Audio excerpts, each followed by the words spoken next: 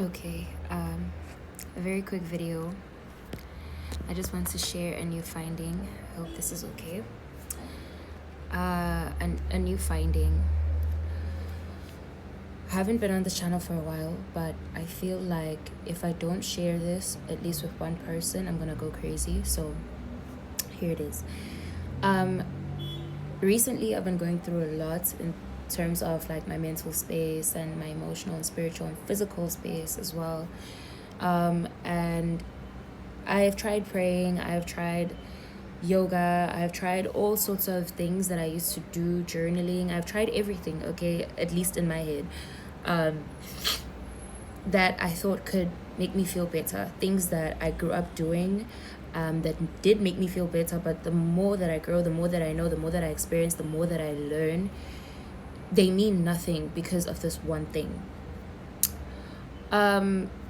Recently, my partner and I have been watching videos and listening to people and experts in this field, right? And this field that I am talking about is neuroscience. Neuroscience is basically the study and the science of your brain, you know? And yes, the brain is complex, and I'm not a neuroscientist, so I'm not going to explain it in such a huge bombarding way or use bombarding terms, because I don't know those terms either. But all I know is that your brain, if you want to simplify it, is divided into your subconscious and your conscious, right? Or rather your voluntary and your involuntary, in other terms. So the back and the front of your brain, and then everything that you are. Apparently, neuroscientists say from the moment that you're born until you're like 6 years old, you're just soaking up information. You're like a sponge, right? So nothing that you are taking in at the time is filtered. You can't choose anything. You can't say, okay, I'm picking this information and leaving that information.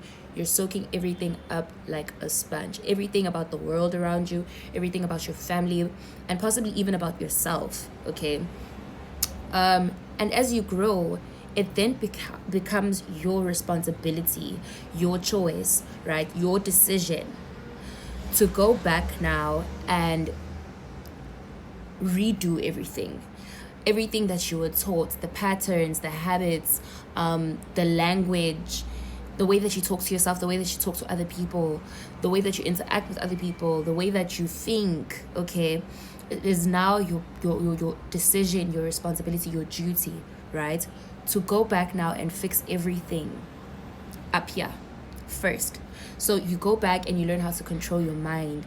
You go back and you teach your mind to develop new neural pathways, okay? So when you are teaching your mind something new, when you're practicing something new, when you're learning something new, or when you are redeveloping ideas, you're teaching your mind to have new neural pathways. So it's not like how it used to be, what you were taught, what you grew to know, okay, what you were absorbing like a sponge, okay? And then how this helps you is you learn how to control your mind, and then you don't just soak in information about manifest like a boss, manifest in a day, because people like to go screaming manifest, law of attraction, scripting.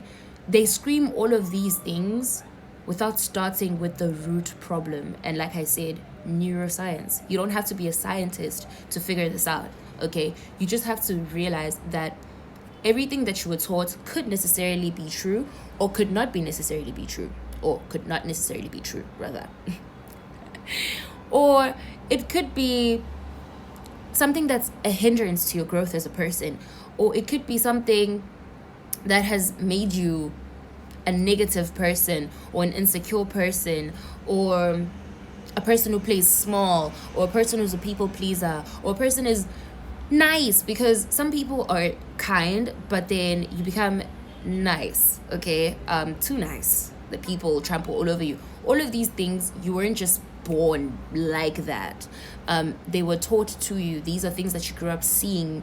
Either your parents were like that, or you know, like whatever. It was all around you. So now a big part of this growth, and then a big part of manifesting, making your dreams a reality, making your dreams come true, is going back and fixing your brain, studying your brain, studying yourself. And it took me a while, but I get it now. The more that you learn about it, the more that you inquire, the more you go back and like, why do I think like that? Because some things that you think about, you're like, I don't know why I don't like that kind of vegetable, or I don't know why I don't enjoy working out, or I never thought about working out, or I don't know why I don't like healthy relationships and friendships for myself. You have to go back and ask yourself, why do I think like this? Why am I insecure? Why am I broke? Why don't I have people that I can lean on, even though I'm the person that everyone leans on? You have to go back and ask yourself all of these things, and then you have to come back to the now. And it's a work in progress, even for me. Like, you have to come back, correct your thought patterns, create new thought patterns, become a new person, control your mind. That's the witchcraft of the universe, basically, if I were to put it in like weird and also really simple, understandable terms. It is literally the witchcraft of the universe, and people don't talk about it enough.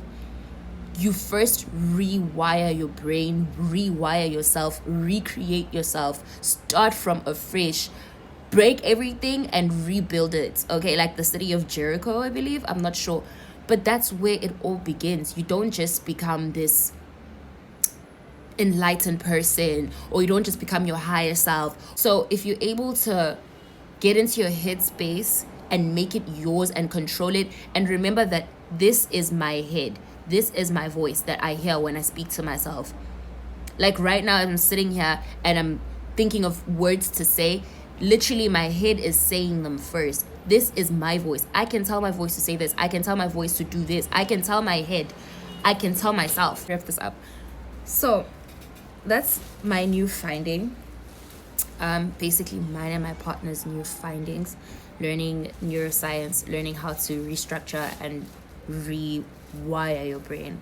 It sounds complex, but then it all goes back down to, like I said, questioning like the little things that you think or do throughout your day.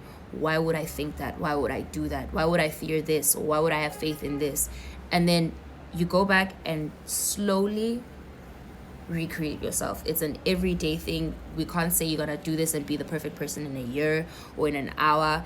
And also, before I end off this video, I'd like to say that because we've been so used to instant results, instant gratification in today's world, rewiring and making yourself a better person or better version of yourself is always sold as something that you can do in a day, in a year, in a month. And you're not a commodity. You're not a product created in Hong Kong, okay? You are a lifetime project, something that will never be done, something that will never be finished. So when it comes to things like these, I need you to be patient. And thank you for watching my video.